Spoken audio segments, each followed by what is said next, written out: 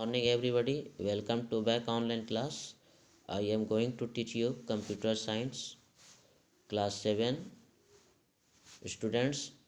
Previous video में हम लोग चैप्टर 6 को कंप्लीट किए थे। आज हम लोग चैप्टर 7 को image in HTML chapter 7 image in HTML का स्टडी करते हैं। ओके, तो now let's start. Image tag. सबसे पहले हम लोग समझेंगे कि इमेज टैग क्या होता है। HTML में इमेज को किस तरह से इंसर्ट किया जाता है, कैसे हम लोग इसको सेट करते हैं, वो HTML में इमेज का क्या इसका यूज है, इसके बारे में पूरा डिटेल्स में इस चैप्टर में डिस्कस करेंगे। ओके, तो now let's start topic image tag. Image tag क्या होता है? The image tag is use to insert an image in the web page. यानी इमेज टैग किसी वेब पेज में किसी इमेज को इंसर्ट करने के लिए इमेज टैग का इस्तेमाल किया जाता है। It is an empty tag, इसको हम लोग एम्प्टी टैग भी कहते हैं। Which means it has no closing tag. इसका मतलब है कि इसमें इस टैग को क्लोज करने की ज़रूरत नहीं होती है। ठीक है, हम लोग सिर्फ खाली ओपनिंग टैग का ही इस्तेमाल करते हैं इमेज टैग में। A path to the image, picture, illustration, chart और a figure is specified inside the image tag. ये क्या करता है? इमेज टैग एक पाथ होता है जहाँ पे इमेज का, पिक्चर्स का, कुछ चित्र का या फिर चार्ट हो गया या किसी फिगर्स को, ठीक है, इमेज टैग के अंदर वो एक पाथ को निर्धारित करती है। Okay, the image file formats that are compatible with image tag।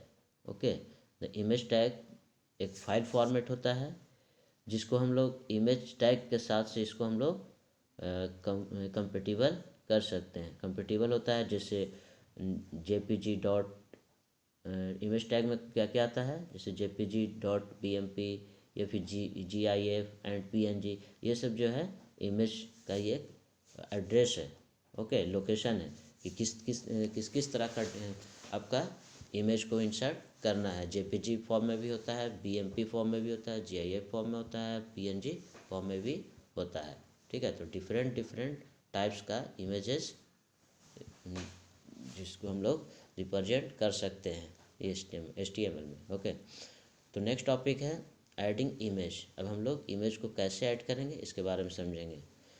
तो image are very important to beautify as well as to depict many complex concept in simple way on our web page.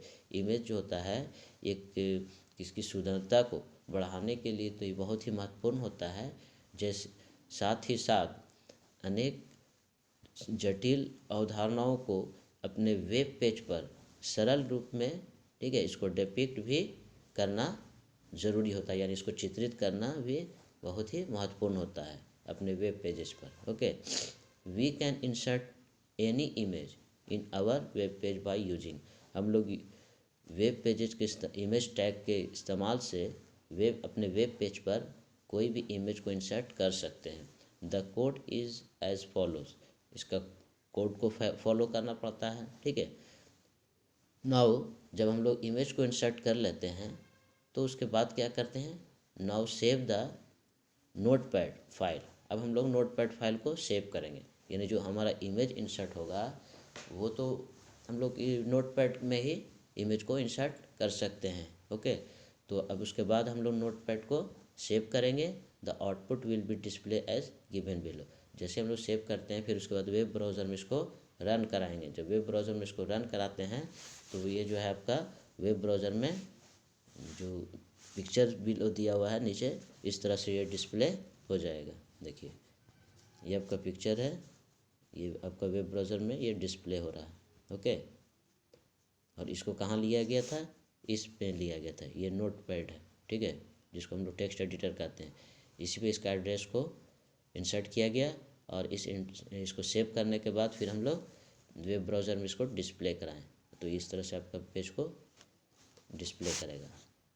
Okay students, now like many other HTML tags, इसमें बहुत तरह के दूसरे भी HTML tag होता है। जैसे image tag is also has its own attribute, यानी इमेज टैग में इसका अपना एट्रीब्यूट भी होता है।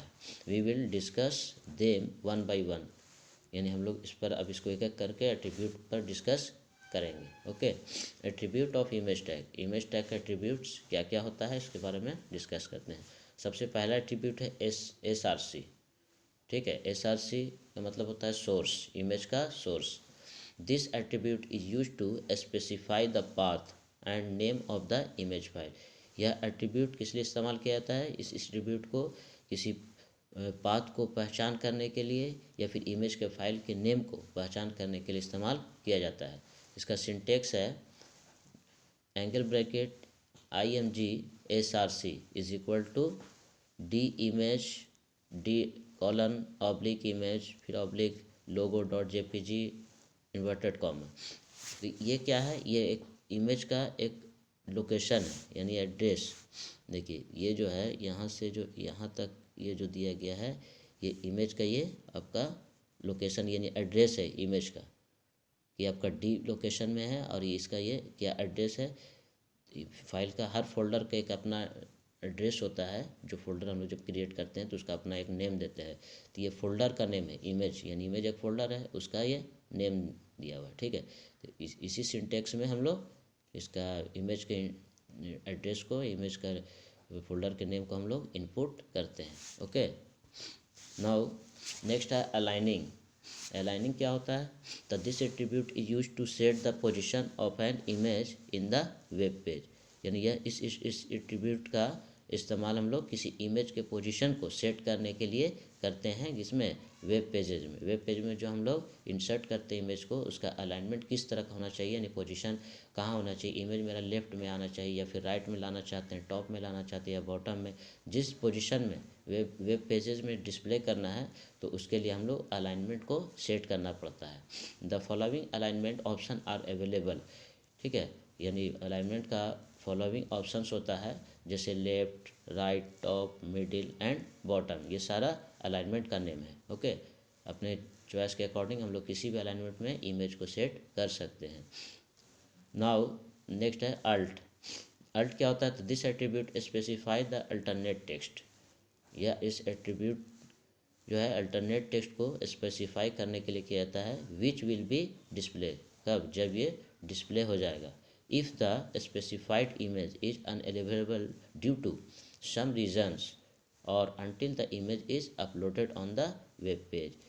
यदि किसी कारण से अगर इमेज को स्पेसिफाइड नहीं होता, निर्धारित नहीं किया जाता है, किसी कारण से अनअवेलेबल रहता है, तो जब तक इमेज वेब पेज पर अपलोड हो जाता है। Text only browser greatly depend on the alt attribute. Text केवल ब्राउज़र पे अल्ट एट्रीब्यूट पर ही डिपेंड करता है, क्योंकि since they are not capable of displaying picture, क्योंकि वे पिक्चर को डिस्प्ले करने में कैपेबल नहीं होता है। Once the image is displayed in web browser, जब हम लोग वेब ब्राउज़र में इमेज को एक बार डिस्प्ले कर देते हैं, हो जाता है, तो अल्टरनेटिव टेक्स्ट इज़ विजिबल। वे क्या होता है? अल्टरनेटिव टेक्स्ट विजिबल हो जाता है, वो दिखने लगता है। When the mouse pointer is placed over the image, जब हम लोग, कब वो दिखता है? जब हम लोग इमेज के ऊपर में माउस पॉइंटर को रखते हैं, तो वो अल्टरनेटिव जो टेक्स्ट होता है वो विजिबल हो जाता है, दिखने लगता है। देखिए ये आपका अल्टरनेटिव टेक्स्ट है, इसी को बोला जाता है alternative text. Okay,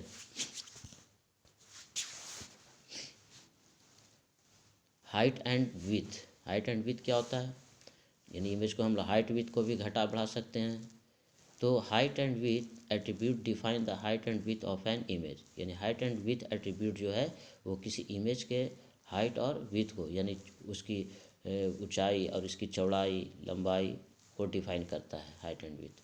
this value can either be percentage based or rely on pixel size, यानी इसकी जो वैल्यू है, जो हाइट और विथ का, उसको हम लोग परसेंटेज बेस पर भी सेट कर सकते हैं या फिर पिक्सल साइज पर भी उसको सेट कर सकते हैं कि हमारा इमेज का हाइट कितना होना चाहिए, विथ कितना होना चाहिए, या तो परसेंटेज वाइज में उसको सेट कर सकते हैं। मान लीजिए 200, 100, 550, ठीक है, परसेंट दे, या फिर उसका पिक्सल्स में दे 20 पिक्सल 30 पिक्सल्स, ठीक है।